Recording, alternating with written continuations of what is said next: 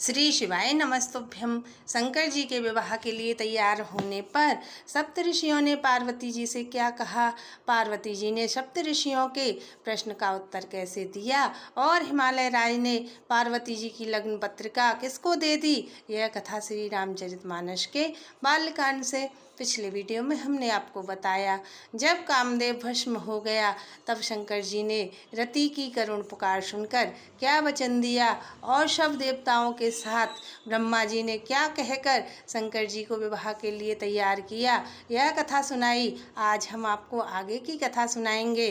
जब शंकर जी विवाह के लिए तैयार हो गए तब उचित अवसर जानकर सप्तऋषि आए और ब्रह्मा जी ने सप्तऋषियों को तुरंत ही हिमालय राज के घर भेज दिया। सप्तऋषि पहले पार्वती जी के पास गए और पार्वती जी से छल भरे मीठे वचन बोले। नारद जी के उपदेश से तुमने उस समय हमारी बात नहीं सुनी, अब तो तुम्हारा यह प्रण झूठा हो गया, क्योंकि शंकर जी ने तो काम को ही भस्म कर डाला।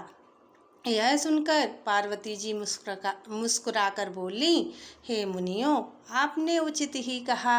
आपकी समझ में शंकर जी ने कामदेव को अब जलाया है। अब तक तो शंकर जी विकार युक्त कामी ही रहे, परंतु हमारी समझ में तो शंकर जी सदा से ही योगी, अजन्मा, काम रहित और भोगहीन हैं।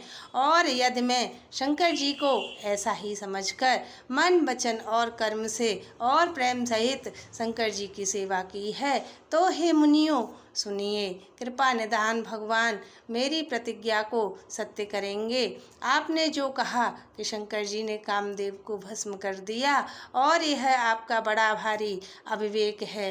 हे तात, अग्नि का तो सहज ही स्वभाव है कि पाला उसके समीप कभी जा ही सकता नहीं और जाने पर वह अवश्य ही नष्ट हो जाएगा। शंकर जी और कामदेव के संबंध में भी यही बात समझनी चाहिए। पार्वती जी के वचन सुनकर और पार्वती जी का प्रेम और विश्वास देखकर मुनि हृदय में बड़े ही प्रसन्न हुए।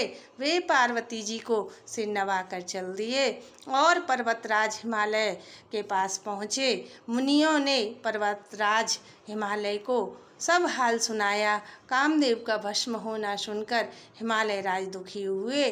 फिर मुनियों ने रति के वरदान की बात कही। उसे सुनकर हिमालय राज ने सुख माना।